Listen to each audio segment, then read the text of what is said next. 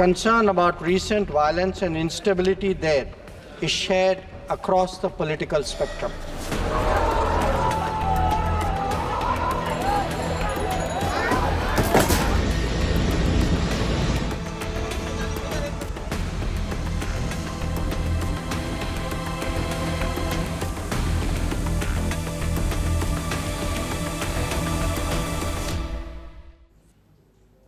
Times change, and so do relationships. Sheikh Hasina is learning this the hard way. Let me show you the contrast. Back in June, she was hosted by New Delhi, a full-fledged state visit. You name it, she got it. A red carpet welcome, a ceremonial reception, and a banquet hosted by the president. And why not? Hasina was the first bilateral guest of Prime Minister Modi's third term. But look at the scenes now. Sheikh Hasina is a leader on the run. She's holed up at the Hindon air base on the outskirts of Delhi. No cameras, no red carpets, no ceremonial welcomes. It's a contrast that sums up geopolitics. You may rule for years or decades, but you will never be more important than your country. I guess that's the message from India too. This whole thing is complicated for New Delhi. Yes, Sheikh Hasina is a friend, but she's also public enemy #1 in Bangladesh today. How do you protect her without antagonizing Bangladeshis? That is the predicament. Maybe that's why India was slow to react. Hasina fled Dhaka at around 3 p.m. India time on Monday, but India did not issue a statement until today evening, almost 24 hours later. First, the foreign minister convened an all-party meeting. He briefed the opposition on the situation. Then he gave a statement in parliament. Now, all eyes were on Jaishankar. How would he describe the events in Bangladesh? Would he express sympathy for Sheikh Hasina? Listen to what he said. Since the election in January 2024, there has been considerable tension, deep divides, and growing polarization in Bangladesh politics.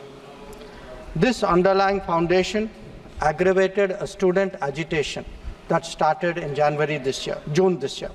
Throughout this period, we repeatedly counseled restraint and urged that the situation be diffused through dialogue. Similar urgings were made to various political parties, political forces with whom we were in touch. Speaker, sir, despite the Supreme Court judgment on 21 July, there was no let-up in the public agitation. Various decisions and actions taken thereafter only exacerbated the situation. Let's break down what the minister said. First of all, what triggered this unrest? Not just the Quota controversy. Jaishankar says it all began with the elections in January this year. He says it created tensions and divides. Secondly, how did India react to these developments? Well, in public, New Delhi did not say much. They called it an internal matter of Bangladesh. But privately, India was concerned. Jaishankar says that he counselled restraint and dialogue.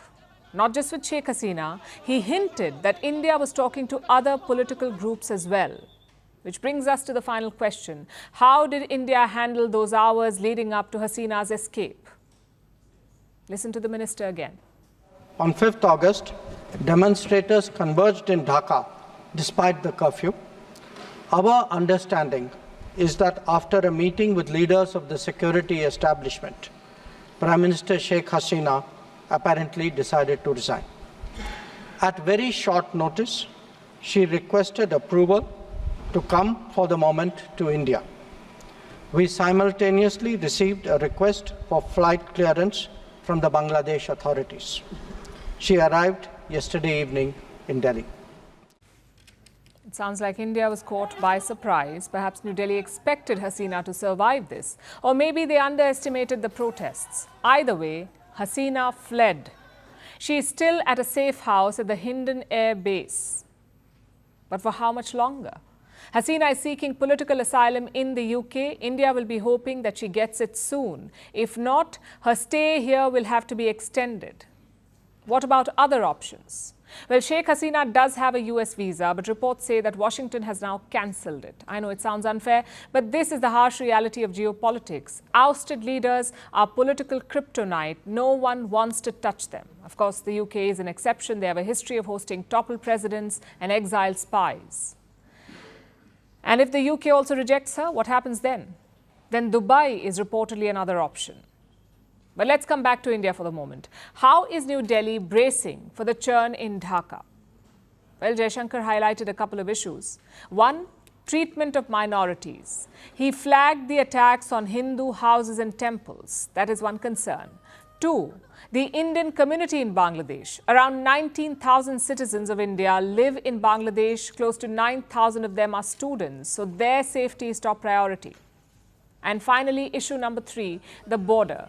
Minister Jaishankar says the border forces have been asked to be vigilant. So clearly he fears a spillover. But these are all short-term concerns. In the long run, India will have to recalibrate. We had an ally for 15 years in Dhaka, and now we don't. And that's a reality that India will have to accept. New Delhi is in contact with authorities in Dhaka, but do not expect meaningful conversations just yet, not until Sheikh Hasina leaves Indian soil. As crude as it sounds, this is the truth.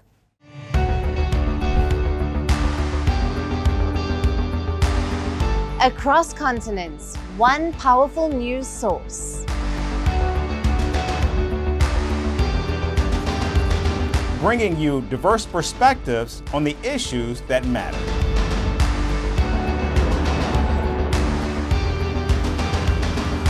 We go beyond the boundaries to give you that little extra about every sporting moment.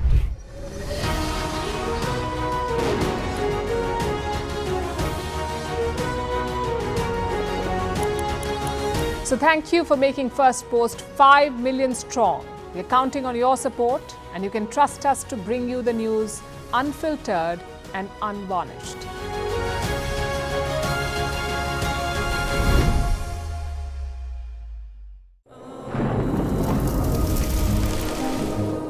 Climate change is on our doorstep. It's time for a revolution to take root. And it starts with 1.4 billion Indians. It starts with one tree for humanity, one tree for Mother Earth, one tree for a future. Project One Tree, a News 18 network initiative.